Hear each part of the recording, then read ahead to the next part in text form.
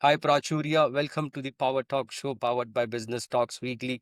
Thank you so much for joining our channel today, accepting our invitation and joining us today. Before we start our conversation, can you tell us a bit about your professional background and what exciting things are you working on? Navin, thank you very much for having me in your show. I went through your website. You guys are doing a really, really great job, and India definitely needs independent news outlets like that. So, first of all, thank you for having me. And to tame the curiosity, who am I? What am I doing? For the audience to know, I am Prachurya Bharadwaj, citizen at this stage. I have been a resident of South Korea. So I've worked in US, I've worked in South Korea, I've worked in Japan as well. I have worked in Germany, I've worked in Netherlands, Norway. So I've worked in various different countries, and my background is extremely international when it comes to my education as well as my work experiences. It's like you can say scale up companies who would want to do hardware or semiconductor hardware or just automation platforms in general. They would take my advice, but not only in the development of hardware and machines. They would also take my advice in sometimes organizing their companies, sometimes organizing their teams, their supplier chain, which is a big part of making the product. In general, my background is it's multidisciplinary, but my background is highly specialized towards high tech equipment. So I've worked in semiconductor industry for around 6.5 years. I've worked in the energy sector for 5 years. I have worked in the medical sector as well, and now I'm in automotive. So there are various different hardware areas that I have touched. So that is, in short, Thank you. And that's a very interesting background. Thank you so much for sharing it with us. Prachurya, as you are into semiconductor business, and we recently, last week or maybe 2 weeks back, we heard Nvidia is now the highest valued company. Nvidia is one of the main players in semiconductor industry. What are your thoughts on it, and where do you see the industry is heading right now? Semicon is a jungle. Semicon is a world of its own. It's, I would say, everything in semicon. So if you see that Nvidia is doing well right now, yeah, it's doing well. I wouldn't disagree to it. But 2 years ago, at this stage, Nvidia was doing very bad. So semiconductor is a industry where whatever you see on the outside is not always the same on the inside. On the inside, they are planning. The board of directors, executive committee, they're planning.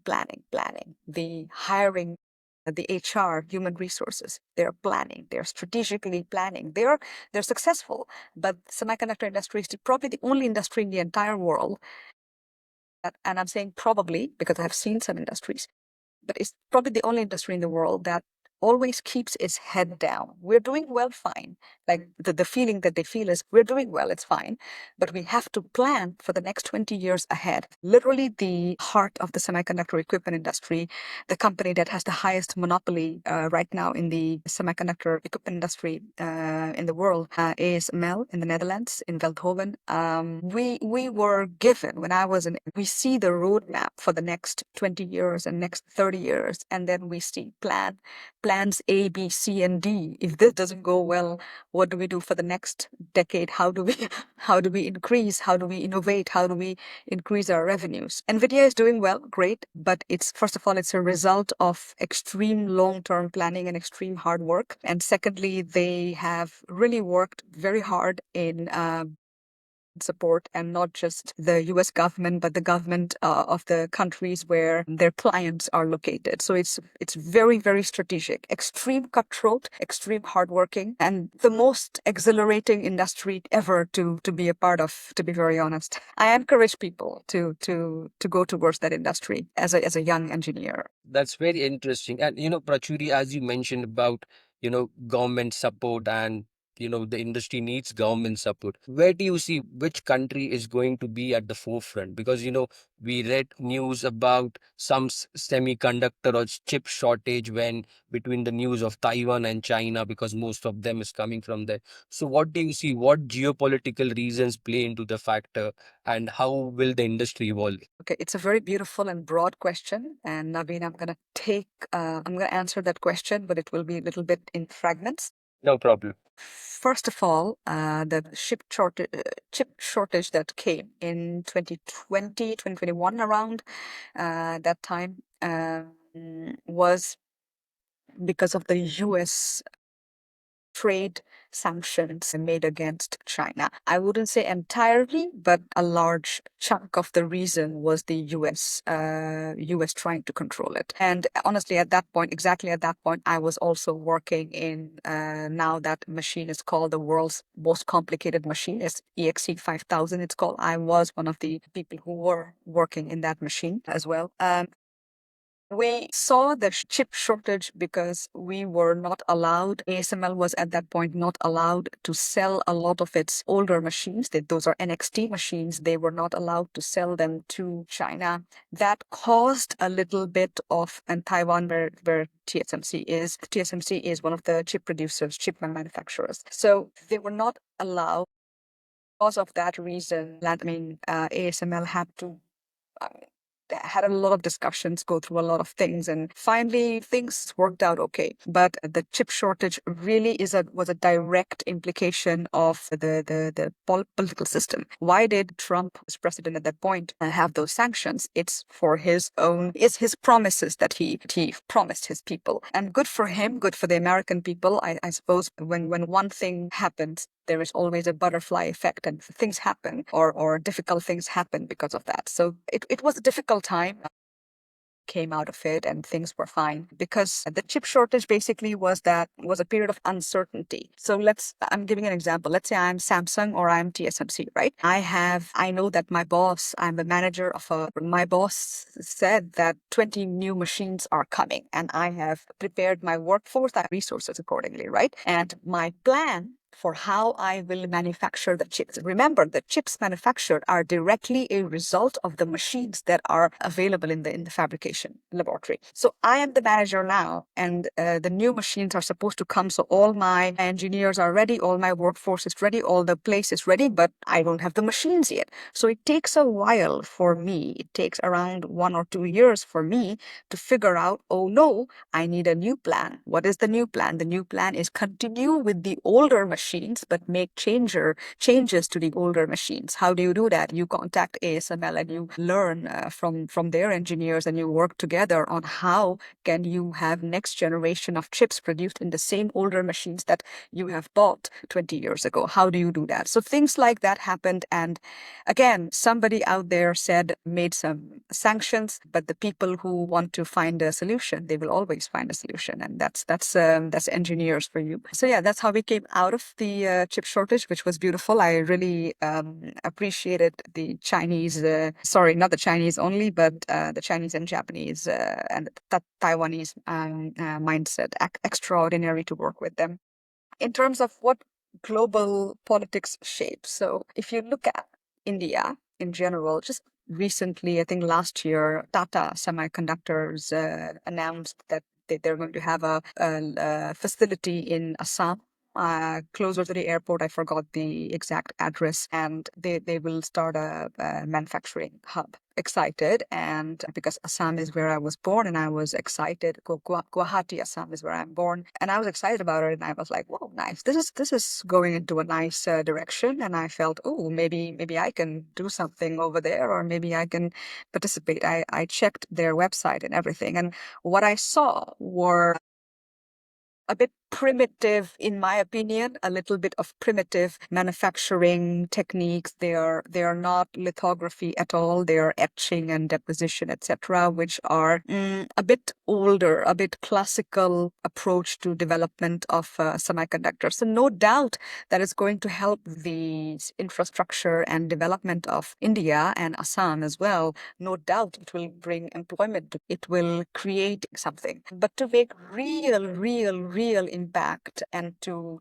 rise as a leader in BRICS, I'm actually very keen, and I try to follow what BRICS is up to. If India wants to lead the way in BRICS, one of the greatest things India can do is invest in capital equipment industries, capital equipment for semiconductors, but capital equipment for anything. We have, you know, India is a Krishi Pradhan country, right? It's a farmer. We value our farmers. We value our people who use their hands and build, grow our grains and give us food. We love them. We worship Annapurna as Lakshmi. So one of the great ways to begin and to accelerate that field is also to develop. When a country produces and focuses a lot on equipment development and capital. Capital equipment is what? Capital equipment is equipment where a company, the equipment itself becomes the asset of the company. Yeah.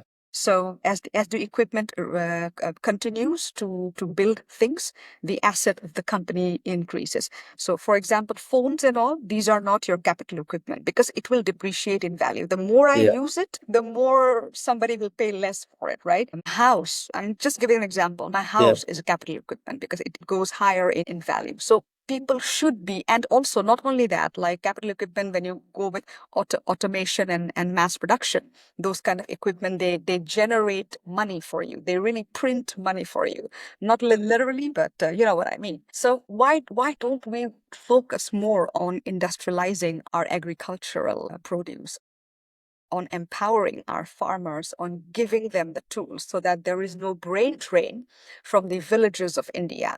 You don't have to go away from your village in order to feel that you don't need. I mean, when you have ancestral property, when you have thousands and thousands of acres of land in front of you, why job? Why under a boss with a manager on looking at your Jira board and checking how many stories have you completed? Where are we going as a country? Excuse me, Navin, I'm getting passionate.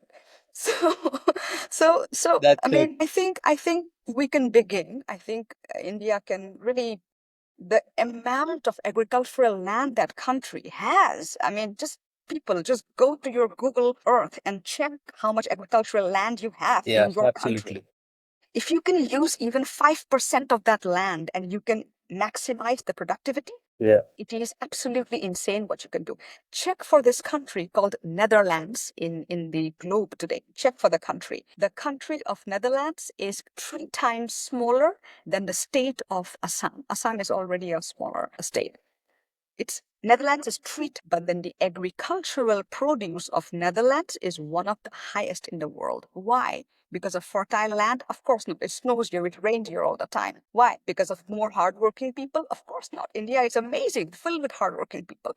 It's because of machines. It's Machines. because they have learned, not because of fertilizers only, because Netherlands also has a lot of organic farming over here, but it's because of machines. It's because we are they because it's closer to Germany, so they have a lot of exchange of skilled workers and design principles here. So it's because of the automation of your plowing process and sprinkling process and every other process. It's because of that that the agricultural produce is so high. Forget agriculture. Let's go to veterinary, right? Let's go to veterinary. These are very niche fields. People don't think about it. People are talking about semiconductor, this, that, but you can start very small with capital equipment. Your veterinary, India has so many stray dogs and stray cows. Yeah. Don't they all need medical equipment? Don't they all need help? The medical equipment can be something as small as a um, clutch crutches, when they Gotcha. are limping or something, you tie a crutch around their leg.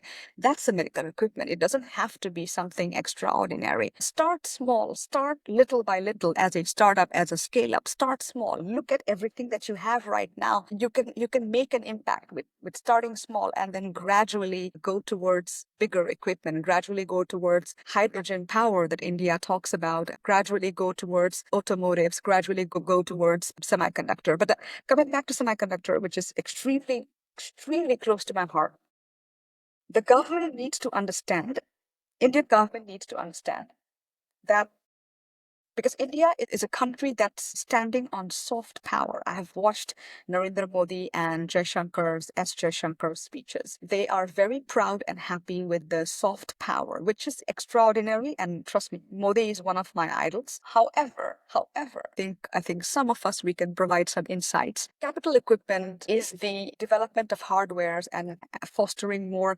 hardware-oriented companies or startup ecosystem. That's how you can be a good competitor, as well as a collaborator, as well as an equal to our next door neighbors, China, Yeah. the beautiful, powerful country of China. Not as a look, we're equals, but I think more as a hey, we're catching up. Let's have a conversation. Let's join forces together. Let's work together.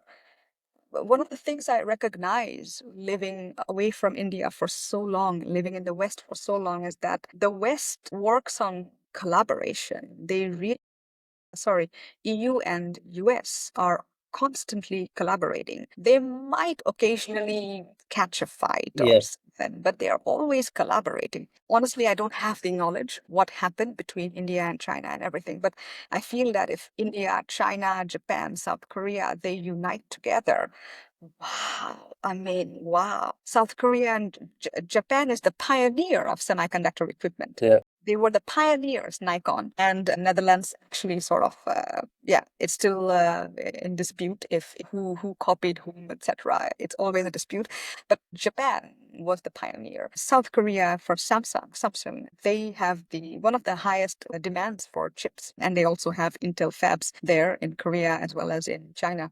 And then China is amazing in your automation and your hardware. They have the muscle for hardware development. And India has a young population that wants to work. India has a large amount of agricultural land. India has large amount of natural resources, your minerals, your you name it, a lot of natural resources. So we need to, if only these four countries could join together hand in hand instead of look at each other and find differences, we would, God knows where we would be. We would be in a That's different world. absolutely. That's a very interesting point of view. And when Prachurya, when you're talking about the agricultural part, if you look back at India, young people who were doing high-paying MNC jobs, now even they have shifted the focus to agriculture and they have moved back to their native place, ancestral land, trying to plow, trying to technology, add some kind of a technology into agriculture and increase their productive yield. It also brings me to a question, touch it based on agriculture, you also touch based on life science and wet based equipments. You see, is the ratio of semiconductor going to play a role? Because as AI is starting to pick up, most of the semiconductor and GPUs will be used in data centers and AI based companies. So what is the percentage of the ratio of AI technology versus agricultural, life science and other industries? So even for AI to fully take place, you will need logic gates. You will need semiconductor chips in general. Gates you would need. I wouldn't go too technical into that, but you would need chips for that as well. So semiconductor is an integral part towards the future that India has for using or leveraging AI. Semiconductor chips they are literally everywhere. You will not find a car that has been produced in the last 10 years. You will not find a car without semiconductors, without chips. On top of that, the batteries are also turning into smart batteries, not only just normal batteries. So later on, when hydrogen power dominates, nuclear power dominates, still use semiconductors for the function of those battery systems as well. I also see it in smart homes. Gradually, your houses that you're going to live in, they are smart homes. They will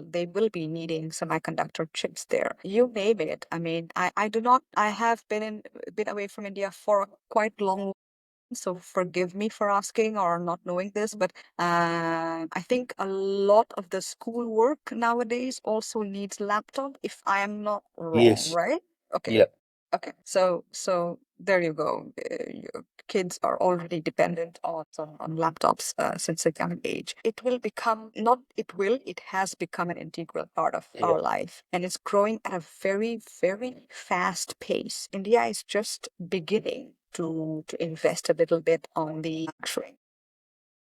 But basically, India, Tata Semiconductor assembly fabrication lab that I see in Assam is an assembly lab. It's not really manufacturing. It's not really fabrication. It's not really lithography out there.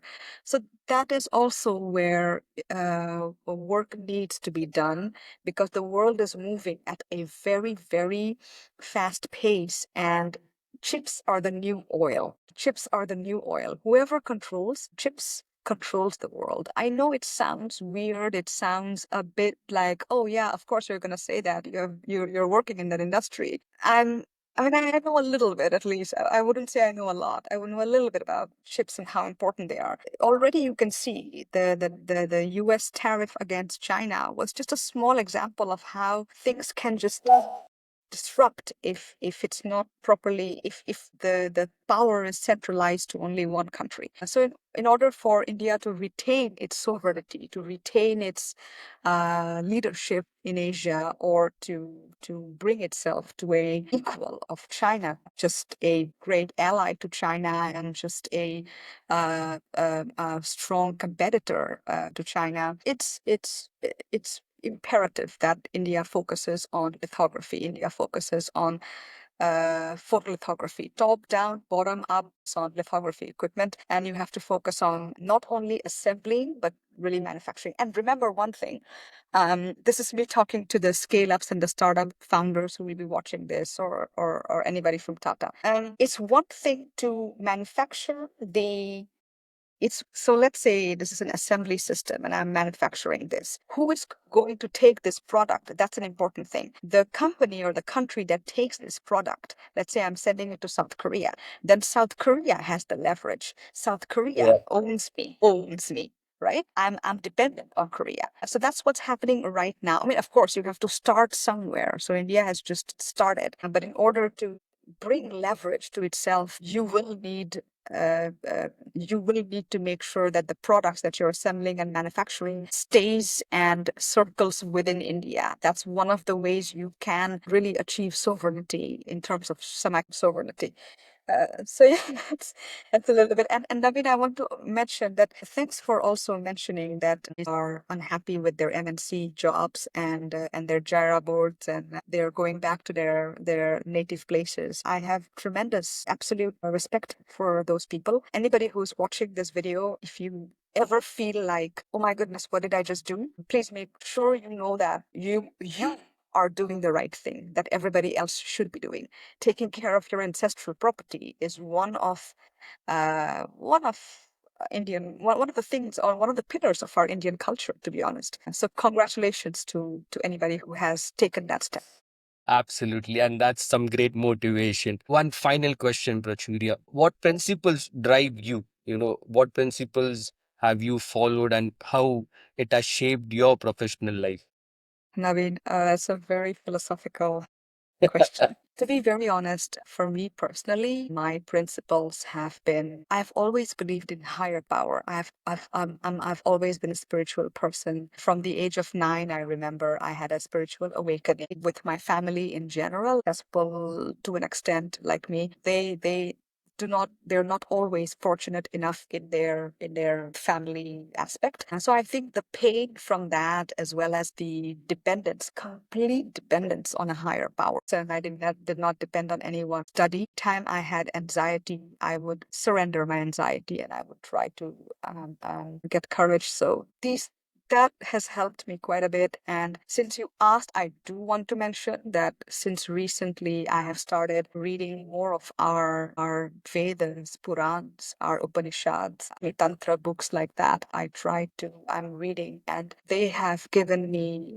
extreme strength. So it's really philosophic. What drives me? Thank you so much for sharing that with us. And thank you so much for accepting our invitation and joining our channel today. It was a very insightful conversation on semiconductors, geopolitical, and how which country should focus where. Thank you so much.